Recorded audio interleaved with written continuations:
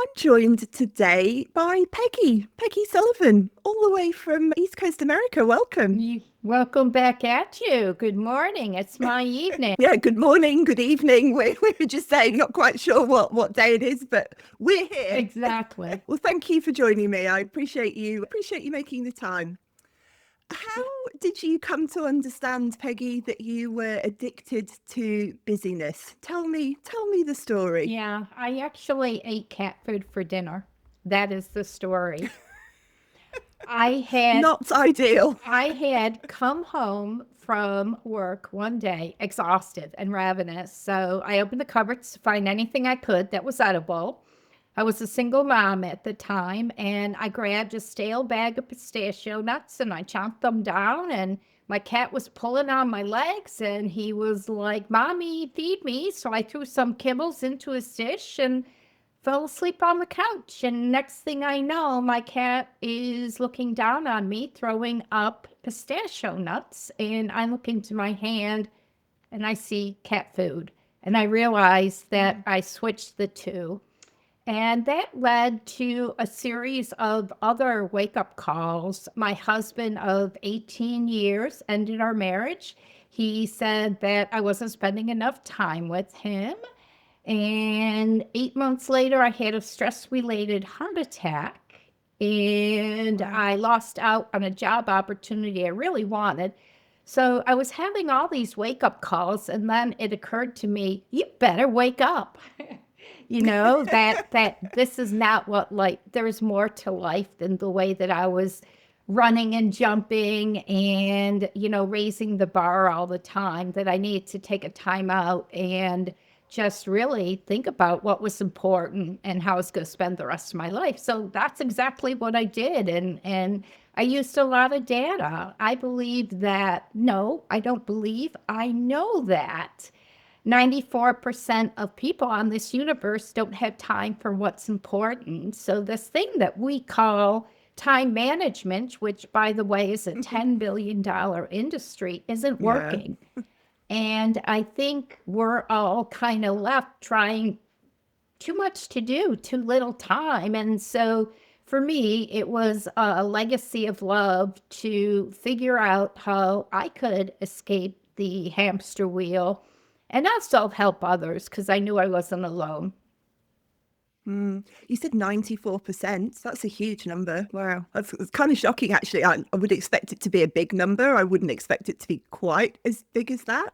Huge. It is huge. It is Yeah. huge. And you think about it. I mean, you ask anybody how you're doing, what's going on with your day. I'm so busy. Oh, I wish I had more time to work out. I wish I had time to go to my daughter's soccer game. I wish, and the reality is we all have the same 24 hours in the day, but it feels like so many things are pulling at us, right? I mean, Mm, technology has been improved. There are so many apps, there's so many responsibilities, there are so many different ways in which we can work. And so we've just learned to run really fast on the treadmill. And unless it just goes so fast that we fall down like I did, we just keep on mm. doing, and it's okay to survive, not thrive. And that wasn't okay with me anymore. Interesting when you mentioned that series of things that happened to you, like really extreme things that happened to you. In between those things, what was kind of the narrative in your head? I guess my point is that it took a series of things for you to kind of go, okay, hang on, it wasn't the first one that kind of stopped you in your tracks. I mean, eating the pet food was clearly, I was in a burnt out haze. I was on autopilot. Yeah, And I'm lucky because it could have been worse, right? I mean, it could yeah, have been yeah, something totally. Yeah. really bad. And, in terms of my husband leaving me, he just had reached his boiling point and he was done. And there was no changing that. And, when I had the stress related heart attack, I was trying to be super career woman. And so I just kept on trying to be a good girl and to get things done and to, be a good mother and keep a good house and be a thriving career woman and to do all those things. But what happened was I lost sight of what's important. Yeah, it's so interesting, isn't it? And even just those little phrases, like we hear them all the time in everyday life, don't we? And even your example before of how are you? Oh, I'm so busy, and it's kind of like a badge of honor that's a positive, seen as a positive response to the question, which in hindsight maybe it's not quite so positive. Well, it doesn't really answer the question, how are you? No. Right? It gives you It no doesn't information. Yeah. It's interesting though, because I think it is one of those default things that we just say without even thinking. I remember a little while ago, I did a little experiment. I started answering that question with, I'm as busy as I want to be. And people, because often even here, people will say, not even how are you? They'll say, how are you? Busy? And there's kind of an assumption that busy is good. So that's what you're going to say. And I started saying, oh, I'm as busy as I want to be. And it's quite interesting to see the responses and the kind of strange looks on people's faces. Yeah. And the reality is, from my research, people like being busy. It's a status symbol. Yeah. It's a sign of success. And I don't think we're going to change that. That doctor is so busy. I can't see him for 6 months. He must be really worth it, right? Your neighbor leaves at 6 a.m. and comes home at 7 p.m., but he's been promoted 3 times, rock star, But we don't always think about the impact that all of this hustle has on us, but also everybody around us. You have to start to think about how it impacts and the ripple impact that it has when managers are busy, and how it affects their employees, how it affects your spouses, your friends, your family. It's just this state of chaos that just doesn't impact us. It impacts everybody. Even my cat hides when he knows I'm stressed out. Yeah, and gets the wrong thing for dinner, and gets made to sick. Hopefully he survived the pistachio incident. He's okay. He did, but the reality is cats don't have the teeth to properly chew, which is why he threw up, and it could have been a lot worse. Yeah, absolutely. You mentioned there the work side of busy, and you yourself, I was just having a look on LinkedIn before we started speaking, a super successful corporate career in marketing, comms and customer experience. And as you said, that sort of busyness, hustle culture, particularly in the corporate space, although I think it exists outside of it as well. Tell me about the career side of it, the work side of it, and kind of how that kind of manifested for you. Yeah, I was really lucky. I wasn't lucky. I worked hard. I was a hard worker. I always performed. And so I worked for large organizations and had big jobs. And I traveled the world, and that was okay. But what that meant was 12, 10-hour days. What that meant was looking at a Post-it note to remind myself where in the world I was. What that meant was I didn't get to spend time with my family. And I think what that also meant was I wasn't focusing on what's important at work. So I was getting stuff done, but had I been more intentional with my time and sort of performance by design instead of performance by autopilot, I have no doubt I would have been more productive, because all of the stats around all these things that we do, multitasking, interruptions, too many meetings, not getting a good night's sleep, all of them, every ounce of that data points to lower performance and a loss in health and wellness and happiness and energy. Nothing really good comes of it. We keep on thinking we get stuff done, but really, if we reduce and subtracted a few low value things, we could focus on what's really important and take care of ourselves and come to every meeting, with a peak performance and a strategy and creatively and wholeheartedly. It's that kind of reactivity, isn't it? That as you said, there's not that perhaps clarity of thought. There's not that pre-planning. There's not that prioritization. It's the, what's coming at me next? Where do I need to be? What meeting am I in? Emails pinging at you. And I'd imagine you saw a lot of that. Yeah, I mean, people tell me that I'm a peak performance expert or a productivity expert. And I always say, no, I'm a performance by design strategist. Let's design how you spend your time so that it gets you where you want to go. Yeah, that's a really nice differentiation there. Work-life balance. It's the phrase that invariably, gets thrown around, particularly in this type of conversation. And I have my own issues with it, but I know you do too. So tell me about work-life balance. Yeah, Is that the solution? honestly, I feel like busyness is an addiction. You know, the word addiction is a heavy duty word, and normally we think about really serious things, and addiction is horrible. And I've had relatives who have been alcoholics or had other types of problems, but we don't realize that the reason why we like being busy is this adrenaline rush. So it's neurological. Your head all of a sudden flips on and sends dopamine to your body, basically telling you, this is great, you're getting stuff done. And so it's like a reward system. And so it's very, very hard for people to escape what I call time poverty, not having time for what's important. And that's what I do. I teach people how to escape time poverty so you have as much time as you need for what's important. But you asked how, and the how for me is the secret sauce, because there are a lot of speakers that go out there and they've got a lot to say and they're energizing and they're funny and they can talk about eating cat food for dinner and get the audience to laugh.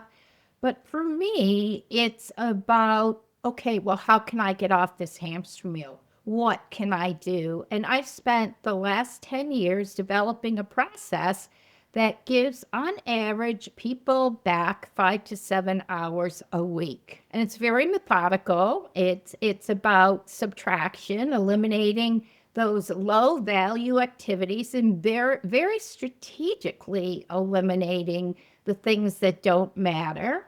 And then it's about tapping into the neuroscience of happiness, because if busyness is addictive, then you need to substitute that dopamine rush with something. And I always say, we tend to think that happiness is a destination, it's a thing. I'm going to be happy when I get the job. I'm going to be happy, when I'm on vacation or whatever that one or that is. But what if we turn that around? And what if the paradigm was we create our own happiness rituals, and they don't have to be these big things, but they can just be micro moments of joy. I call them happiness rituals. And for me, they're as simple as, petting my cat, eating dark chocolate, going for a walk, just these micro activities that just take me out of my own head. It's like pushing reset, restart, and they just make me feel good. So that's sort of step 2 in the framework. And then the third one, which is really the most important one, is really about being crystal clear on what's important, because you can't align your life with what's important if you don't know what's important. And I believe that the most important thing in life, the thing that should guide us, the thing that should lead us to do the right thing at the right time for the right reason is our values. But values have gotten to be these little one-word things like trust and family, and they're not about the things that fill us up at the end of the day. You can have a bunch of trust or tell the truth all day long, but doesn't mean you're going to end your day feeling happy, healthy, and productive. So I did a lot of research to understand what things really equate to performance and quality of life and happiness and health. And what I learned is that there are actually four what I call value clusters. You can call them whatever you want, but the first one is energy management. It's really about taking care of yourself and managing your mood. It's also about human connection. That's the second value, and connecting with real life people. It's about growth. My dad always used to say, Toots, a day without learning something new is a lost opportunity. And I'd be like, why do you say that, Dad? And he'd say, well, then we get resilient. Then we know we can do hard things and we don't get stressed out about every little change, every little pivot. And so growth is one of them. And then the fourth one is authenticity. And I turn that one upside down because I think today it's not so much about stepping into our own truths and having the courage to believe in what we believe in, but it's being open-minded and accepting other vantage points and different types of people who have different belief systems, who look different, who behave different, because we need to be more open-minded. We're all not identical. And what's happened is we've got very, very critical about everybody around us. And so for me, authenticity is about just being open-minded, having two ears and one mouth. Listen.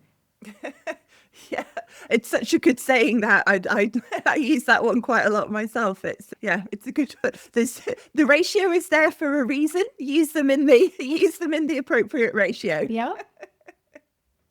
It's fascinating because that very simple on the surface question of what's important to you. It's a question that I use a lot in my own work with my own clients. It's the foundation for a lot of what comes next.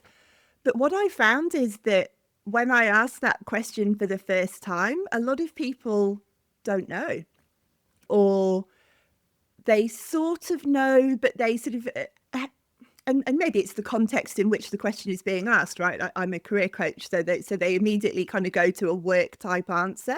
And I'll sort of say, no, I mean, life in general, big picture, like what are the things that are important to you?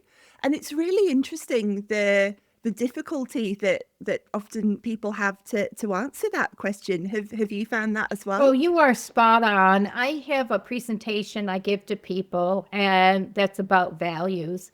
And I often ask the audience, what are your values? And they'll look at me like I'm talking in a different language. And then the next thing they'll do is they'll Google values. Literally, they will pull out their phones and Google values. And or they'll go with the traditional ones. So I think we've gotten so far away from our values and knowing what they are. And for me, like, that is such a important part of my process. Is you have to know what's important, or else you won't be spending your time on what's important. And part of knowing what's important is also knowing what's not important, what's a low value activity. Yeah, I think the other point on that is that if you don't know, someone else is going to give you the answer. The answer is going to come from somewhere, your employer, your spouse, the people around you, they're going to dictate what they think is important, which will kind of become then your priorities. And you find yourself potentially working to things that aren't actually important you lose or meaningful control to you. You totally lose control. It's like you're like a marionette, where somebody else is pulling the strings. And the figure of a marionette with somebody pulling the string is often the visual that people give me about how they feel at work. Somebody else is pulling the strings. I know how to do it. I know how to get it done, but everybody's telling me how. And, I just like, can't we just focus on bottom line? Can't we just get the job done? Can't we just have growth and performance? And, we don't need necessarily all these tried and perfected processes. Can it be about just making a difference? Yeah, No, I'm laughing because I totally agree with you. Like novel concept, like, it actually at the end of the day isn't that complicated, is it? But we just add these layers and layers to it, which, as you say, you don't actually need.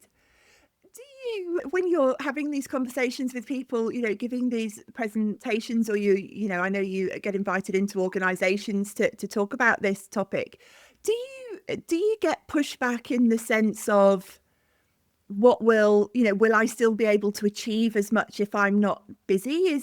Do people kind of get a bit hung up on that if somehow I'm not busy, I'm not productive or successful? Does that come up at all? What I ask people is, what would you do if you had 6 more hours in your week? How would you spend it? And they tell me. And I'm like, well, do you want 6 more hours in your week? And they're like, yeah, because then I could. So I'm like, okay, so really what I'm talking about is performance by design. It's about values management, not time management. Time management, it's a $10 billion industry. And that's crazy because none of us have time, and we just talked about it. So for me, we can call it whatever we were. And I don't use the word busy all that much because I find people like it. And our society Yeah. believes busyness equals success. But I say, let's look at bottom line performance. What moves the mark? What is most important? You have nothing without your health. If you're running all the time and you have no health and you're burnt out, well, you're probably not making the best decisions at work, and you're definitely not working at your peak, your creativity, all those, metrics, they just fall down. Yeah. Yeah, I totally agree with you. And I think that's a lot of the challenge, isn't it? That as a society, I said it before, that busyness is seen as a badge of honor, that if you're busy, that must mean that you're successful. It must mean that you're good at what you do. It must mean that you are quote unquote valuable, that the status Mhm. attached to it, all these things. And I think, we can all imagine, and, you may be one yourself, someone listening, those people who wear busyness with such pride that their calendar, their days just go go go. I'm far too busy, I can't stop and speak to you, I've got all of these things to do, which must mean that I'm so important. And I would imagine it's quite challenging for people to get kind of shifted out of that. But interested, when you ask people that question around, if you had 6 more hours, what would you do with it? Do most people give an answer of what they would do with kind of quote unquote free time, as opposed to what they would do in their work? Yeah, No, try and spend more time it's, with my it, family, it or depends where I ask them. If I'm yeah, speaking at a workplace and I say, what would you do if you had six? They naturally tell me I'd be more strategic. I'd do more market yeah, research. I'd collaborate. I'd spend more time with my people. And it just depends who you ask and when you stroke them. But the reality is, I mean, there is no work-life balance. There's just life. And yeah, so we need to figure this life thing out and be able to feel like we're satisfied. And for me, it's about, well, choose meaning over mayhem. Don't just keep on running around in a mindless haze. I saw that a lot actually off the back of COVID, where people in I don't know what the numbers would be, but pretty high proportions, I reckon certainly 2/3 of the people that I was speaking to at that time, their primary question, their primary goal was around meaning, and wanting to find more meaning, and purpose often is the word that comes up as well in their work. And the thing I found really interesting about that was that I found people had quite a narrow definition of it, and it would almost invariably lead them towards perhaps not for profit, or that sort of space, because the definition was quite narrow, particularly I think when they were talking about purpose. But when it sort of opened it up to be more about meaning and then it gave a much wider definition, because the meaning might be, actually, I get tremendous meaning from coaching my team. You know, I love being able to watch my team grow, and junior members of my team, you know, evolve to the next level. And if that's your definition, then suddenly there's much more pathways open to you. Yeah. Do you find a similar thing? Well, it's the skeptical people. I say, let's just try. Let's give it a whirl for 1 week. And then what happens is they light up and they have more time, and they're happier and they're healthier. And then they're like, okay, I'm kind of getting what you're talking about. You know, it's a feeling. It's intentionality. It's just not feeling like I'm in a pressure cooker. The proof is in the pudding, I guess. It's like anything, isn't it? If you actually experience it for yourself, you see it and you're like, okay, now it's the light bulb moment. Like now I get it. I can imagine someone listening to this who's, you know, nodding along and agreeing with everything that you say, and that, yeah, I want that. I want more time. I want more intentionality. And I can certainly see how someone who is working for themselves or has their own business has a, you know, totally a degree of control over their time.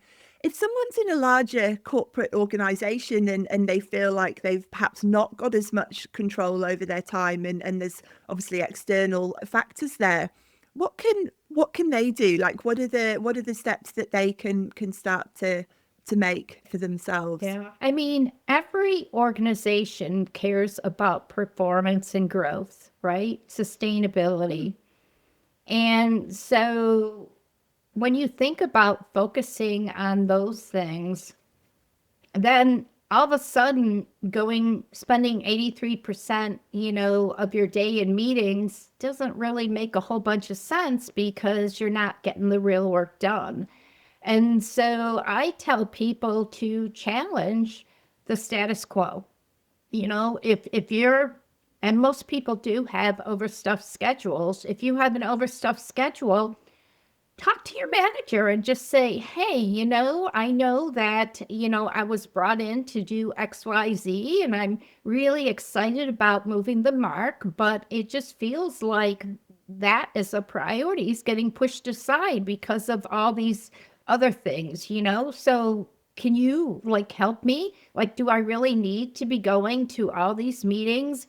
You know, I really need to be doing all these things? And then it gets, you know, a good manager is going to want to see their employees succeed, and they're going to want to help them be in a position to focus on what's important to that organization.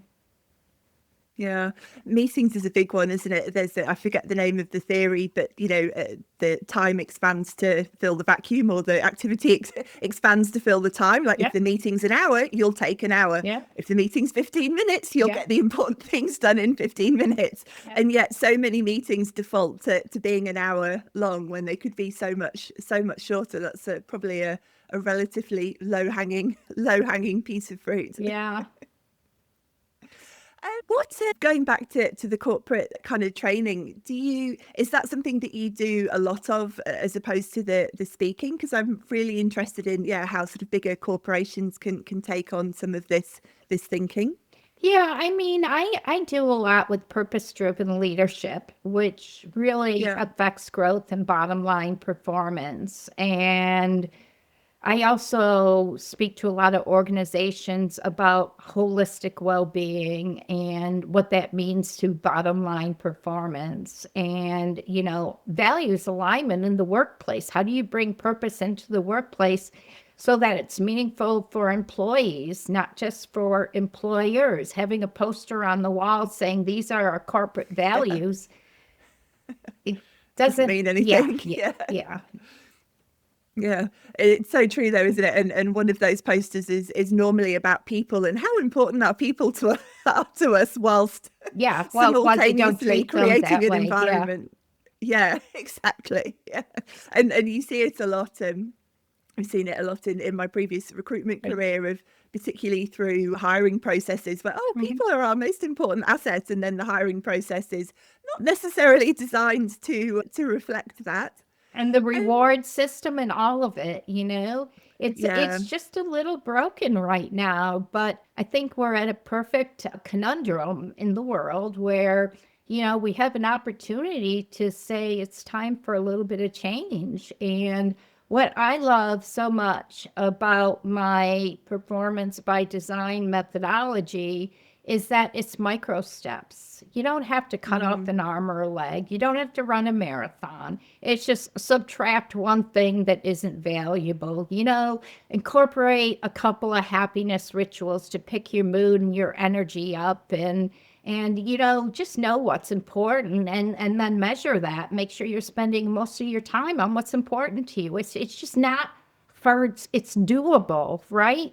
This is all doable for all of us. Yeah. And like you said, I think that the smaller steps, it doesn't have to be some kind of big, Mm-hmm. overwhelming thing where, gosh, I suddenly need to Mm-hmm. find 10 hours a week and that feels like a lot. But as you say, if you can find Mm-hmm. maybe 15 minutes a day and that's 5 minutes to spend time with your cat, or Yeah. 5 minutes to enjoy your dark chocolate, and those kind of moments in the Well, day you to kind of reset stop and and then you come back yeah. refreshed and ready to solve problems and get stuff done. Kick butt. Yeah. Yeah, absolutely. Interesting as well, your point earlier, and it's so true about dopamine, and that if you're not replacing that, Yeah. then that's actually going to be a really big issue, because that's part of the problem. You're addicted to that feeling. And that is exactly why mojo making and happiness rituals is part of the process. I mean, so much of the time that I spent researching this, too much to do, too little time to do it, you know, had to address this busyness addiction and how we can replace it and how we can overcome it. Yeah. And your four kind of tranches of values, you said energy, community, connection, authenticity. Hmm. Have I got that Hmm. right? Growth. Yeah. Growth. Yeah. And that's a good place for people to start, do you think, kind of working out what those things are for Yeah, them? yeah, just baby steps. What can I do to manage my energy better? You know, how can I connect with other people more? You know, what can I do to learn something new every day? And you know, how can I be a better listener and be more authentic? It's none of this stuff is hard stuff. And for most Mm, people, it's the people we want to be. It's the lives we want to lead. yeah. We just got a little off track. It's time to kind of put the track and the train on the same Yeah. rails. Yeah. Do you find, certainly on that connection point, that sort of working from home and all the sort of, I know we're doing it now, but virtual meetings, and doesn't feel like it's actually helping, because it is taking away a lot of that sense of connection that people would have had in the workplace, which has been removed to a certain Yeah, degree? I mean, I think there's a way to get a virtual connection, but it doesn't replace human connection. And Mm, virtual connection doesn't help the 92-year-old woman who's lonely. yeah. And, you know, I mean, it's just virtual connection is great. And we're lucky that we have so many things. We're lucky we have AI, we have all that stuff, but nothing replaces a hug and a discussion and, you know, real people rolling up their sleeves and talking something out. Nothing replaces that. No, it's so true. And I do wonder, you just mentioned AI there. I do think that's actually one of the opportunities that potentially it gives us, if it does give us back more time, and Hmm. then that time we can spend in Hmm. other ways. I guess remains to be seen how that all pans out. But on the rosy version of the potential future, Yeah, that is one of the positive outcomes that we might for get to. sure. Final question, Peggy, and it's always the final question here on the podcast, and that is, what do you know now that you wish you knew then? We have more power over our lives than we think. We're not victims. We're powerful creatures who have the power of choice. We need to make better choices. I absolutely love that. I Yeah. would Yeah. 100% concur. Yeah. I wish I made some better choices. But you know what? The thing is, it's just never too late. And the reality is, there's no point in looking backwards. You're here right now in the moment. it's the greatest time as ever to start. Yeah, absolutely. It's the old Chinese proverb, isn't it? Of the best time to plant a tree was 20 years ago. The next best time is today. Yeah. And I think that's so true. Yeah. And I do think we've lost a bit of that sense of agency of like, you are the person that's in control of your life, and you can make these sorts of decisions for yourself. As you said, you've got the power to be able to do that. So I love that. That's a great place to end. Well, thank you so much, Peggy. I really enjoyed that. So interesting and such an important topic. And I hope that people have taken some good insights from the conversation. Me too. And thank you so much for having changes. me. And welcome. we think a lot alike. So I greatly appreciate your approach to life. We need more people that are more strategic, with more intentional, more strategic. And that really is one of the main reasons that I started the podcast, actually, to have these types of conversations and to show maybe some different ways of going about things, and to share different ideas, and hopefully lead people to ask themselves some questions and see if they want to do things a bit differently or not, because you've obviously got the choice. Yeah, absolutely. Well, thank you so much.